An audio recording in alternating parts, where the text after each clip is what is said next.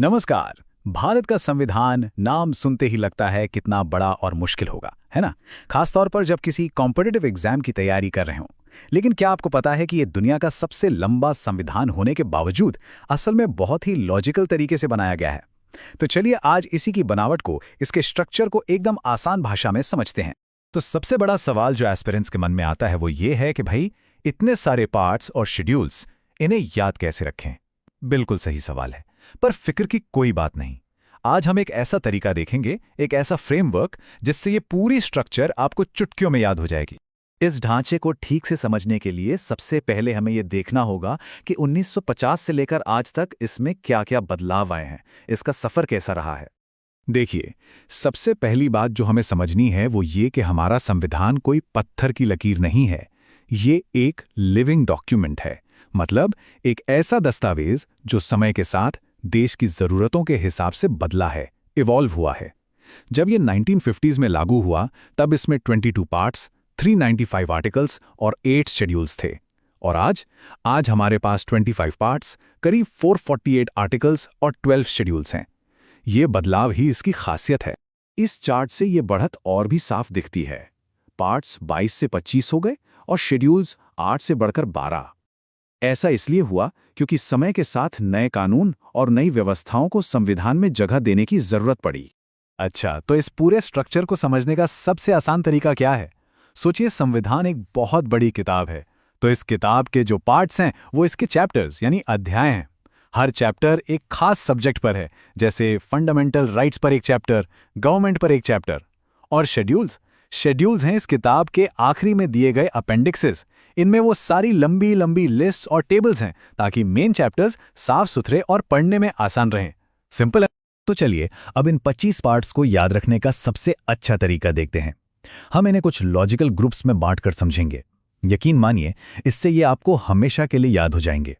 हमारा पहला ग्रुप ये बिल्कुल नींव है, फाउंडेशन। इसमें बात होगी देश की, यहाँ के नागरिकों की और उनके अधिकार और कर्तव्यों की। अब जरा इसके फ्लो को देखिए, कितना लॉजिकल है। पार्ट 1 में बात होती है देश की, मतलब संघ और उसके क्षेत्र की। पार्ट 2 में बात होती है उस देश में रहने वालों की, यानी नागरिकता की। और फिर पार्ट 3, 4 और 4A में बात होती है उन नागरिकों के अधिकारों, सरकार की जिम्मेदारियों और फिर नागरिकों के खुद के कर्तव्यों की। मतलब एक पूरी कहानी की तरह है ये, देश, उसके लोग और उनके अधिकार कर्तव्य। ठीक है, नींव तो समझ ली। अब बात करते हैं उस मशीनरी की जो देश को चलाती है, यानी केंद्र सरकार, राज्य सरकारें और केंद्र शासित प्रदेश। ये ग्रुप हमारे पूरे एडमिनिस्ट्रेटिव स्ट्रक्चर की रीढ़ की हड्डी है। पार्ट वी में यूनियन गवर्नमेंट का पूरा ढांचा है, पार्ट 6 में स्टेट गवर्नमेंट्स का और पार्ट 8 में यूनियन टेरिटरीज का प्रशासन कैसे चलेगा ये बताया गया है। अब सरकार को और नीचे जमीनी स्तर पर ले जाते हैं। इस ग्रुप में हम देखेंगे कि लोकल गवर्नमेंट कैसे काम करती है और केंद्र राज्यों के बीच रिश्ते कैसे चलते हैं। ये पार्ट्स डेमोक्रेसी को बिल्कुल ग्रासरूट्स लेवल तक ले जाते हैं।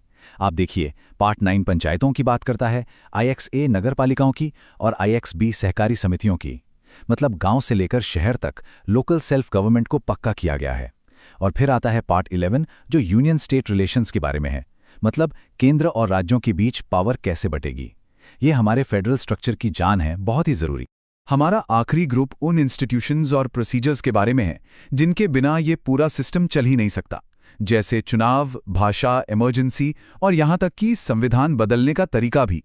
ये ग्रुप समझिए रूल्स ऑफ द गेम है। पार्ट वी बताता है कि सरकारें कैसे चुनी जाएंगी। पार्ट 17 हमारी ऑफिशियल लैंग्वेजेस के बारे में है। पार्ट 18 देश पर कोई संकट आने पर इमरजेंसी प्रोविजंस की बात करता है। और पार्ट 20 ये वो प्रोसेस है जिससे संविधान में संशोधन यानी अमेंडमेंट किया जा सकता है। तो पार्ट्स तो हमने समझ लिए। अब बारी है स्केड्यूल्स की, यानी वो अपेंडिसेस जो हमारे संविधान के मेन आर्टिकल्स को सपोर्ट करते हैं। तो सवाल ये है कि हमें शेड्यूल्स की जरूरत ही क्यों पड़ी? सोचिए, अगर सारे राज्यों के नाम, सभी अधिकारियों की सैलरी की डिटेल्स या सारी भाषाओं की लिस्ट सब कुछ मेन आर्टिकल्स में ही डाल दिया जाता तो वो कितने लंबे और कॉम्प्लिकेटेड हो जाते। शेड्यूल्स इसी काम को करते हैं। वो इन सारी डिटेल्ड लिस्ट्स को अपने अंदर रखकर मेन आर्टिकल्स को छोटा और पढ़ने लायक बनाए रखते हैं। तो जैसा हमने देखा, अब हमारे पास कुल 12 शेड्यूल्स हैं।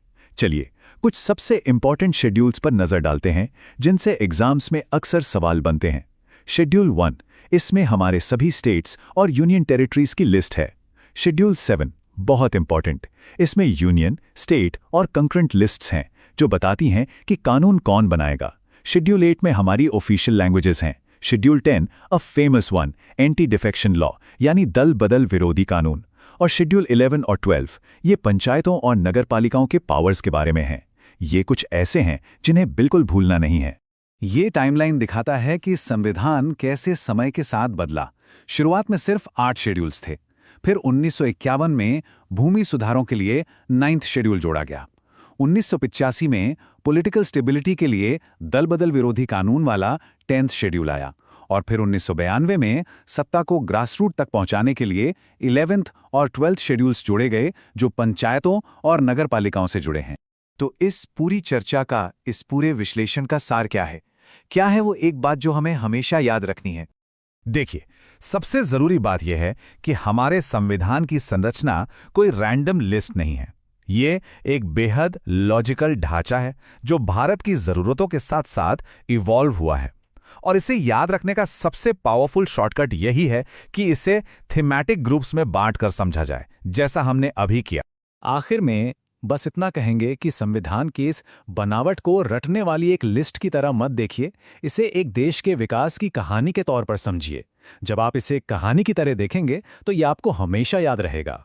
तो ये हमें एक बहुत ही दिलचस्प सवाल पर लाकर छोड़ता है कि जैसे जैसे भारत बदल रहा है, इवॉल्व हो रहा है, क्या लगता है भविष्य में किस नए पार्ट या शेड्यूल की जरूरत पड़ सकती है? हो सकता है डिजिटल राइट्स पर या एनवायरनमेंट पर? अपने विचार नीचे कमेंट्स में जरूर बताइए। और हाँ, अगर आज की इस चर्चा से आपको संविधान की स्ट्रक्चर को समझने में थोड़ी भी मदद मिली हो तो इसे लाइक करें और अपने उन दोस्तों के साथ शेयर करें जो तैयारी कर रहे हैं। चैनल को सब्सक्राइब करना मत भूलिएगा।